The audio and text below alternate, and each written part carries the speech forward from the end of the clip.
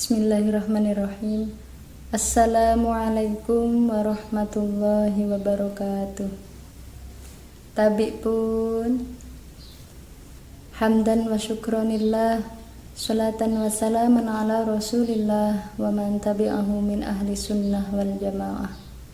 Qalu subhanaka la ilma lana illa ma 'allamtana innaka antal alimul hakim. La haula wa la quwwata illa billahil aliyyil azim. Amma ba'd. Hadratul kiram, para alim ulama, tokoh agama, tokoh masyarakat, dan segenap jajaran pengurus Nahdlatul Ulama yang senantiasa kami harapkan barokah manfaat ilmunya, nafa'anallahu bi'ulumihim, dan kepada sahabat-sahabat pemirsa dimanapun berada, rahimakumullah. Puji syukur marilah kita haturkan kehadirat Allah Subhanahu wa ta'ala biqaulina alhamdulillahirabbil alamin, karena kita masih diberi kesempatan dipertemukan dengan bulan Ramadan, yaitu bulan yang penuh berkah, dalam keadaan sihah walafiah. Dan semoga kita senantiasa dalam perlindungan dan pertolongan Allah Subhanahu wa ta'ala. Amin ya rabbal alamin. Sahabat, para pemirsa dimanapun berada, rahimakumullah. Pada pembahasan kali ini saya ingin menyampaikan sebuah athar, yaitu pesan sahabat Ali radhiyallahu an, dinukil dari kitab Nashaihul Ibad karya Syekh Muhammad Nawawi Al-Bantani, yaitu tentang pesan beliau agar kita rendah hati di hadapan Allah, di hadapan diri sendiri dan orang lain.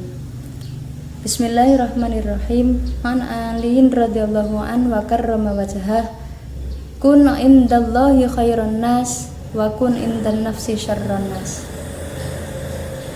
Jadilah kamu sebaik-baik manusia di hadapan Allah dan seburuk-buruk manusia menurut pandanganmu sendiri. Beliau berpesan agar kita selalu berusaha menjadi orang yang tinggi derajatnya di sisi Allah Subhanahu wa ta'ala. Dan beliau juga berpesan kita harus tetap merasa bahwa diri kita ini buruk menurut diri kita sendiri. Bagaimana caranya? Yaitu sebagaimana yang musonef nukil dari qaulnya Syekh Abdul Qadir Al-Jilani, bahwasanya beliau mengajarkan idza laqita ahadan minan nas ra'aital fadlalahu 'alaika. Apabila kita bertemu seseorang, maka hendaknya kita meyakini, kita melihat keunggulan pada dirinya melebihi diri kita, sehingga kita beranggapan bahwasanya orang itu lebih baik dan lebih tinggi derajatnya di sisi Allah daripada diri kita sendiri. Apabila yang kita temui ini adalah anak kecil, hendaknya kita berpikir, hendaknya kita beranggapan, anak ini belum durhaka kepada Allah, sedangkan aku sudah melakukan banyak kemaksiatan. Maka tidak diragukan lagi bahwa anak ini jauh lebih baik daripada diriku. Wa in kana kabiran, dan jika yang kita temui ini adalah orang yang lebih tua, orang yang lebih besar dari kita, hendaknya kita berkata, beranggapan, hadza qad abadallah qabli. Orang ini sudah lebih banyak beribadah kepada Allah sebelum diriku. Maka dia lebih banyak amalnya dan tentu lebih baik daripada kita. Apabila yang kita temui ini adalah orang yang alim, maka hendaknya kita berpikir, orang ini telah diberikan anugerah yang tidak aku miliki, yang tidak aku gapai, wanala malam anal, dan dia telah memperoleh sesuatu yang belum aku dapatkan. Wa alima ma jahiltu, dan orang ini mengetahui sesuatu yang belum aku ketahui. Orang ini lebih banyak ilmunya daripada diriku. Wa huwa ya'malu bi ilmihi, serta dia selalu beramal dengan ilmunya.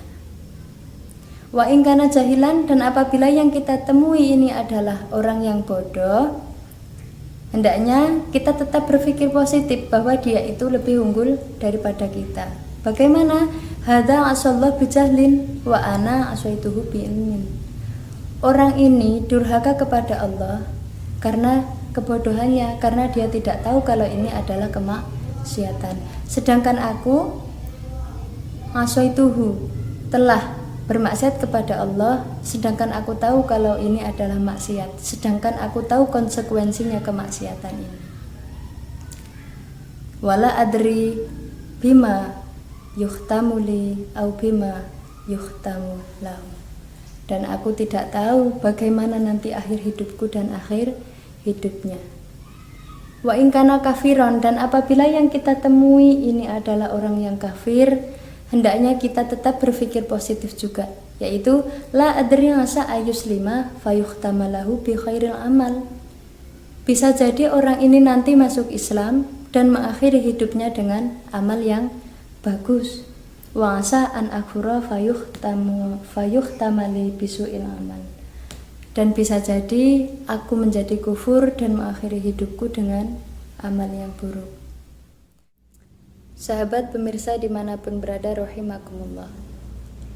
Selanjutnya pesan sahabat Ali yang ketiga, yaitu wakuna indan nasi rajulan minan nas. Jadilah kamu di hadapan manusia bagian dari manusia itu sendiri. Maksudnya dimanapun berada, hendaknya kita menjunjung tinggi nilai kemanusiaan, menganggap sama diri kita dengan orang lain, tidak berharap untuk dimuliakan ataupun diistimewakan. Karena Allah membenci hambanya yang mengistimewakan dirinya dari sesamanya. Sebagaimana diceritakan, suatu ketika Rasulullah Shallallahu Alaihi Wasallam berada di tengah rombongan dalam bepergian. Lalu beliau memerintahkan untuk membereskan seekor kambing. Kemudian salah seorang dari rombongan berkata, biarlah aku yang menyembelihnya ya Rasul. Lalu seseorang lagi berkata, biarlah aku yang memotongnya ya Rasul. Dan seorang lagi berkata, biarlah aku yang bagian memasaknya Rasul. Lalu beliau menjawab, dan aku bagian yang mengumpulkan kayu bakar. Lantas orang-orang tersebut berkata, ya Rasulullah, dengan kami saja sudah mencukupi. Lalu beliau menjawab, aku tahu hanya dengan kalian saja sudah mencukupi.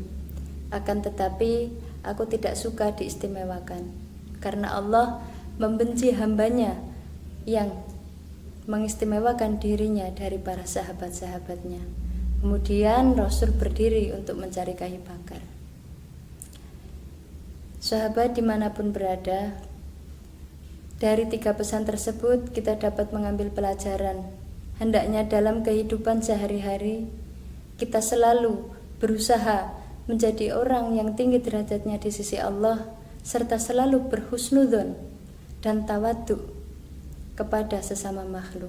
Dengan siapapun kita bertemu, hendaknya kita selalu beranggapan dan berpikir positif, dan selalu merasa bahwa diri kita ini jauh lebih buruk daripada orang lain. Dengan demikian, insya Allah hati kita akan dijauhkan dari sifat takabur. Kiranya itu yang dapat saya sampaikan. Kurang lebihnya dan atas segala kesalahan, saya mohon maaf yang sebesar-besarnya. Wallahul muwaffiq ila aqwamit thoriq. Wassalamualaikum warahmatullahi wabarakatuh.